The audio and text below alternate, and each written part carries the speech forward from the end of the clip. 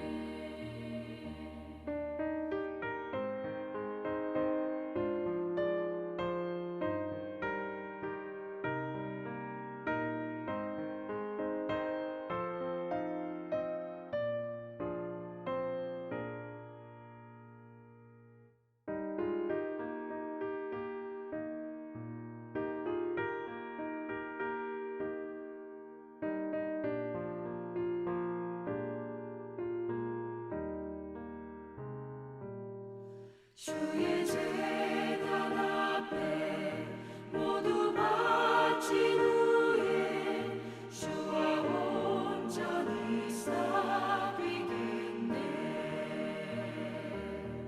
주님 주신 기쁨 또한 그의 사랑 어찌 말로 다 영영하랴.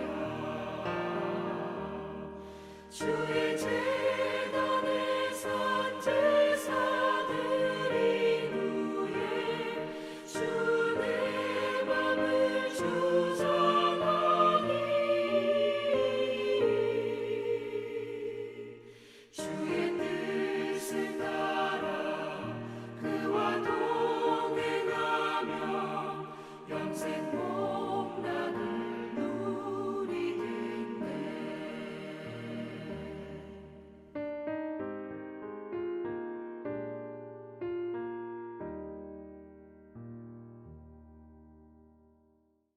주시는 하나님의 말씀은 사도행전 15장 30절로 41절의 말씀입니다.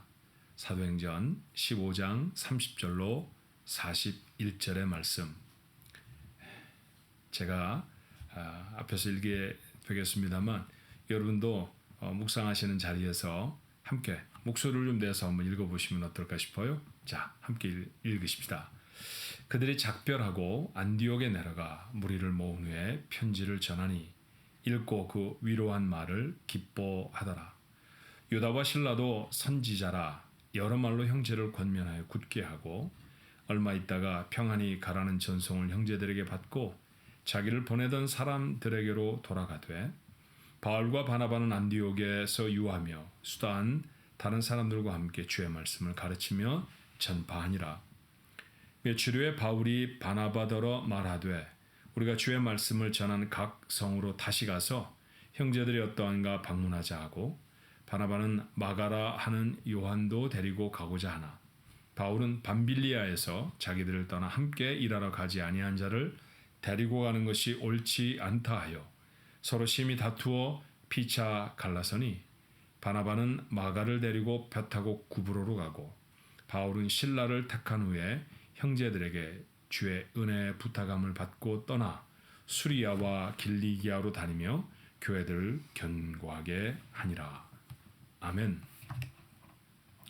본문에는 두 가지 사건이 기록되어 있어요. 30절로부터 35절까지의 말씀은 예루살렘 교회의 결정을 예루살렘 공회 그렇게 표현하는 게 더 정확하겠네요. 예루살렘에서 모였던 신학회의 그 첫 번째 신학회의의 결정을 안디옥 교회에 보내졌죠. 그 받은 안디옥 교회가 기뻤다라고 하는 기록입니다. 두 번째 내용은 36절로 41절에 있는 말씀인데 제목이 조금 어려운데 이렇게 제목을 붙여봤어요. 바울과 바나바의 다툼. 바울 같은 사람이 다툼을 가졌네요. 특히 예수를 믿지 않는 사람이라거나 아니면 복음에 대적하는 사람이 아니라 자신의 정말 은인과 같은 바나바와 같은 사람, 그 동역자와 다툼을 갖게 되어졌다고 하는 의미심장하고 얼핏 보기에는 납득이 잘 가지 아니하는 그런 말씀이 두 번째 내용입니다. 자, 차근차근 한번 살펴보며 우리가 오늘 살아가는데 하나님 주시를 인도하심 또 기도의 제목이 무엇일까 볼까요? 자, 첫 번째로 안디옥 교회가 예루살렘 공의회의 편지를 받고 대단히 기뻤습니다. 자, 할례. 유대인들이 어렸을 적에 행하는 몸에 내는 상처지요. 자, 그 할례가 있어야 하나님의 백성이라고 선언할 것이다 라고 하는 것이 분명히 율법에 있는 말씀입니다. 그러니까 이스라엘 백성들은 수천 년 동안 그 말씀대로 살아왔던 사람입니다. 그런데 할례를 받아야 구원을 받는가라고 하는 전혀 다른 문제이죠. 이방인들은 할례에 익숙하지 않은 사람들이었고요.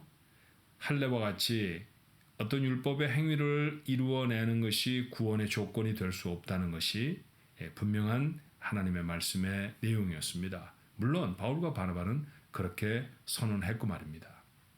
자, 그렇다고 하면 그들이 읽고 있는 것은 구약 성경이었을 터인데 그 가운데 율법적인 요구가 참 많지 않았겠어요?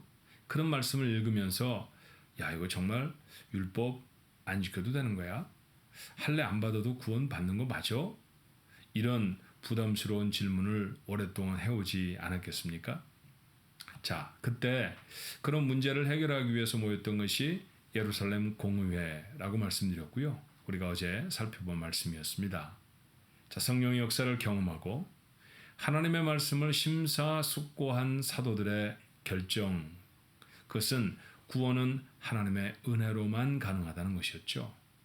하나님이 선택하신 사람만 하나님의 백성이 될 수 있습니다.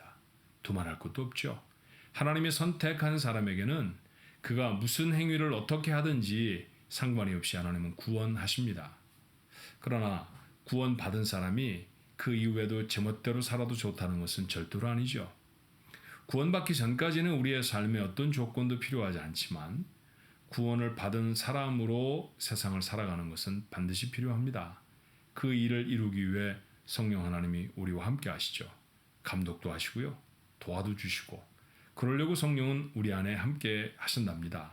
그러니 구원을 받기 위해서는 어떤 행위도 율법의 행위가 필요하지 않지요. 그러나 구원을 받고 난 다음에는 율법보다 훨씬 높은 차원의 삶이, 도덕률이 우리에게 적용된다는 사실도 놓치지 않아야 합니다. 어떻든 첫 번째 공의회의 결정은 율법이 구원의 조건이 아니라고 하는 사실을 분명하게 확인해 주었어요. 그러니까 할례를 받을 필요가 없다.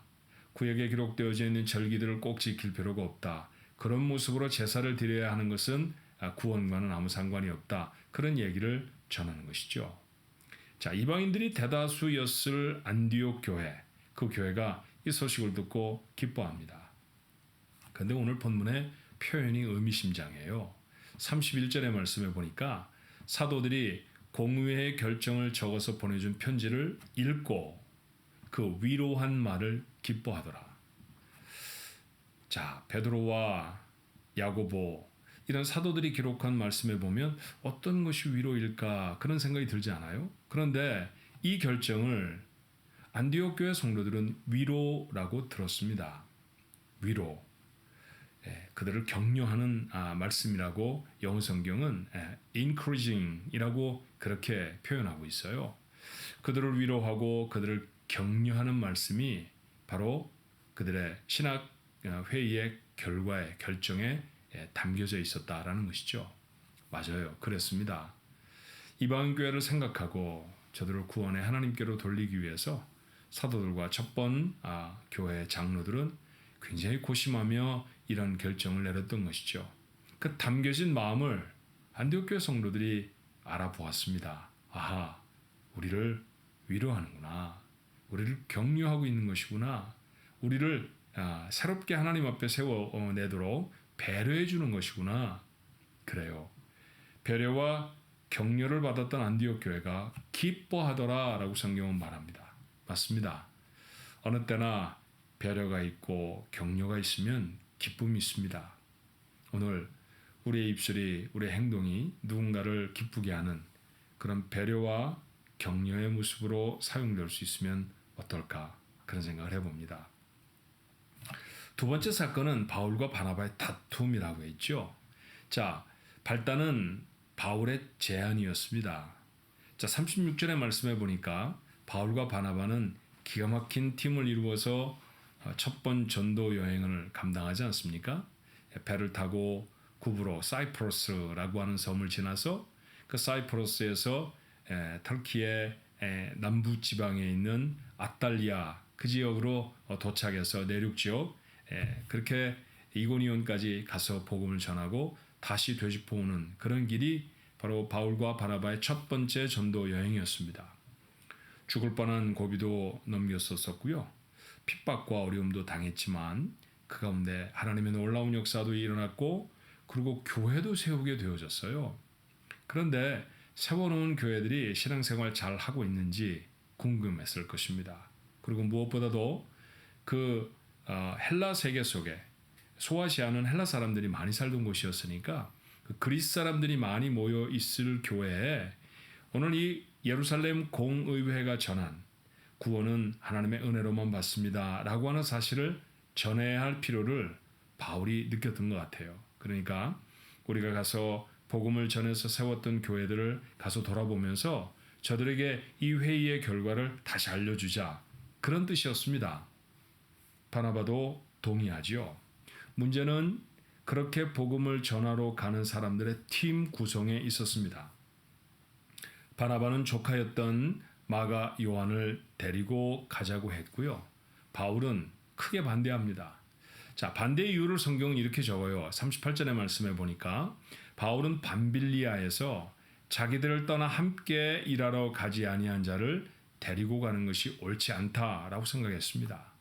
첫 번 전도 여행 때 마가 요한이 함께 하였던 사실 여러분이 아시잖아요. 그래서 터키에 도착하자마자 그런 예루살렘으로 돌아가 버립니다. 왜 돌아갔는지에 관해서는 사실 성경에 구체적으로 기록하지 않는다고 했죠. 그런데 상상해 볼 수 있는 몇 가지 일들 말씀했는데 기억이 나시나요? 그 하나는 어쩌면 바울과 바나바가 이루었던 팀의 팀 리더는 바나바임에 분명한데 그런데 바울이 더 주도적으로 사역을 하고 있는 것에 바나바의 조카였던 마가 요한이 실망했을 수 있지 않았겠나라는 것이 첫 번째 학자들의 생각입니다. 두 번째는 그들이 건너가야 하는 길이 너무 험했어요. 터키의 서남부 지역은 굉장히 아름다운 해안 도시이고 휴양지입니다. 그런데 조금만 내륙으로 들어가려고 하면요, 어마어마하게 큰 산이 그 앞길을 가로막습니다. 토로스 산이라는 산인데요. 우리가 그 사용하는 그 단위로 보면 10,000피트가 넘는 높은 산입니다. 물론 산 꼭대기로 가지는 않았을 거라고 말씀드렸죠. 산 허리를 감아서 가야 했을 것입니다만 여러분, 높은 산은 골짜기도 깊고 험해요. 그런 곳을 관통해 가야 한다는 것이 부잣집 도련님이었던 마가 요한에게는 힘든 일이 아니었을까, 그런 생각을 학자들이 하지요. 그래서 그는 아마도 돌아왔을 것입니다.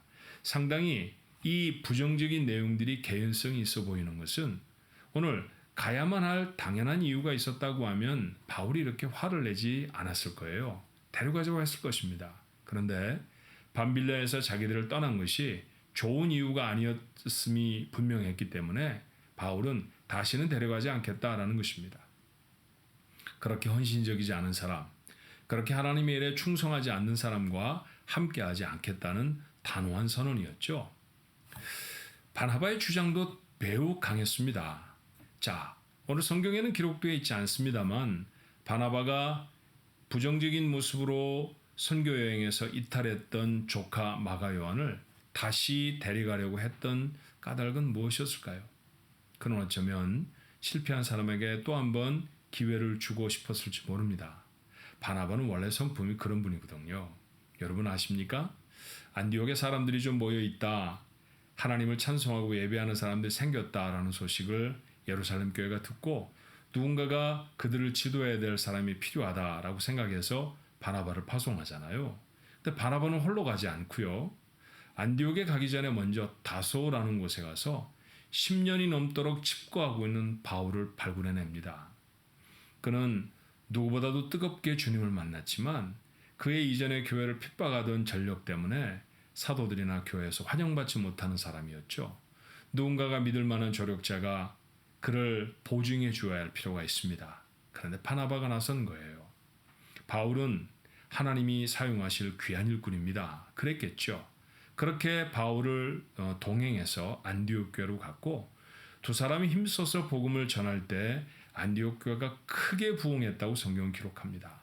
그래서 결국은 이 바울과 바나바를 첫 번째 복음 전도 여행에 그 일꾼들로, 선교사들로 파송하게 되지 않았나요?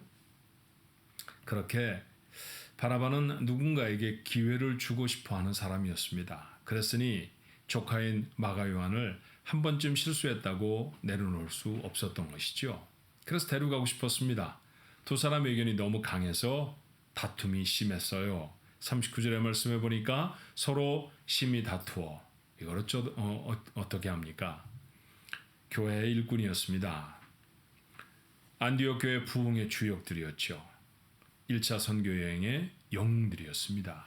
그런데 그들 사이에 다툼이 있습니다. 어떤 것들이 생각이 나시나요? 하나님 앞에 대단하게 사용되던 사람들 속에도 여전히 이런 연약함이 있을 수 있다라는 것이죠. 바울도 바나바도 자신의 감정을 추스르지 못하는 그런 연약함이 있었습니다. 우리에게도 당연히 있을 수 있습니다. 두 사람은 화가 나서 각각 선교팀을 꾸립니다. 바나바는 말했던 대로 마가를 데리고 갔고요. 바울은 실라라고 하는 사람을 다시 불러올려서 그와 함께 선교팀을 꾸리죠. 방향도 아주 보란듯이 전혀 반대 방향으로 갑니다. 마가를 대동했던 바나바는 1차 전도여행 때와 똑같이 바다를 건너서 구브로, 사이프러스 섬으로 갔는가 하면 바울은 그들과 조금도 같이 가고 싶지 않았던 모양이에요. 육로로에서 북쪽으로 올라가 수리아 그리고 길리기아로, 그러니 내륙 지역으로 소아시아 지역에 들어갔다라고 하는 말입니다. 그렇게 복음 전파의 팀이 두 팀이 되어져 버렸어요. 그런데 말이죠, 이 말씀을 읽다 보면 하나님의 오묘한 섭리를 알게 되지 않습니까? 사도행전 묵상을 시작하며 여러분에게 사도행전을 읽어야 하는 첫 번째 가장 중요한 앵글이 무엇인지 말씀드렸던 적이 있었어요. 사도행전은 성령의 역사로 복음이 어떻게 전해지는지를 역사적으로 기록한 말씀입니다. 그러니 사도행전의 가장 중심되어진 주제는 복음의 전파예요. 복음이 어떻게 확장되는지, 복음이 놀랍게 확장되려고 하면 선교팀이 한 팀인 것보다 두 팀인 게 훨씬 낫겠죠? 맞아요. 맞습니다. 두 사람은 다투어 헤어졌지만 하나님은 이 나누어진 두 팀을 통해서 복음 전파를 더 효과적으로 하게 하셨습니다. 그리고 사실 이들의 다툼은 죽을 때까지 계속되는 다툼이 아니었어요. 후에 그는 디모데에게 보내는 두 번째 편지, 바울의 마지막 편지입니다만 그 편지에 마가를 데려오라고 간곡하게 말합니다. 그가 나의 일에 유익하다. 안 데리고 가겠다고 펄쩍 뛰던 바울이 마가를 이렇게 귀하게 생각하는 것 보면 그들 속에 감정적인 앙금은 더 이상 남아있지 않은 것처럼 보입니다. 맞습니다. 살아가다 보면 종종 예기치 아니한 어려움을 겪지요. 관계가 깨어지는 것은 가슴을 저미는 고통스러운 일입니다. 인간의 연약함, 그 부족함을 우리 하나님 앞에 그때마다 고백하십시다. 너무너무 사랑하는 사람이지만 우리가 이렇게 다투게 됐네요. 너무 귀한 관계인데 하나님 깨트려버리게 되었어요. 라고 하나님 앞에 고백하십시오. 그리고 도우심을 구하면 좋겠습니다. 바울과 바나바도 어쩌면 정신이 번뜩 들었을 때 내가 바나바한테 그러면 안 되지. 내가 바울에게 너무 심하게 화를 냈나? 그런 후회를 그 두 분도 하지 않으셨을까요? 그랬다고 하면 지금 제가 여러분에게 드리는 말씀과 같은 기도를 그분들도 하나님 앞에 드렸을 것입니다. 하나님, 제가 이렇게 연약합니다. 아직도 제가 이렇게 부족하네요. 하나님 저를 좀 도와주세요.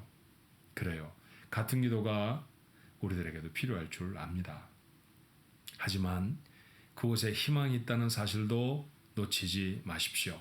어떤 어려운 관계라 할지라도, 어떤 깨어져 버린 관계와 같은 그런 곳이라 할지라도 하나님은 그것을 통해 반드시 좋은 하나님의 일을 이루어내십니다. 때때로 실패하기도 하죠. 때때로 어려워지기도 합니다. 그러나 하나님은 그 실패와 그 어려움도 붙잡으셔서 선하고 복된 일을 이루어 주시는 분이라는 사실을 우리가 오늘 말씀을 통해 갖게 되었으면 좋겠어요. 우리가 잘 아는 말씀 한 구절로 오늘 매일 예배를 마칠까요? 로마서 8장 28절의 말씀입니다. 우리가 알거니와 하나님을 사랑하는 자, 곧 그 뜻대로 부르심을 입은 자들에게는 모든 것이 합력하여 선을 이루느니라. 모든 것이 합력하여 선을 이루느니라. 고민하지 마시고 모든 것을 합력하여 선을 이루실 좋으신 하나님을 기대하는 여러분 모두가 되시기를 주님의 이름으로 축원합니다. 기도하겠습니다. 하나님, 위로와 격려가 있는 곳에는 늘 기쁨이 있습니다. 예루살렘 사도들, 장로들의 편지가 안디옥교회는 그런 위로와 기쁨이 되었습니다. 하나님, 저희들도 누군가를 위로하고 누군가를 격려하고 누군가를 깊이 생각해보는 그런 아버지 하나님의 사람들이 되어지게 하여 주옵소서. 그렇게 평안을 이루어내고 누군가에게 기쁨을 이루어내는 그런 저희들이 되게 하시길 원합니다.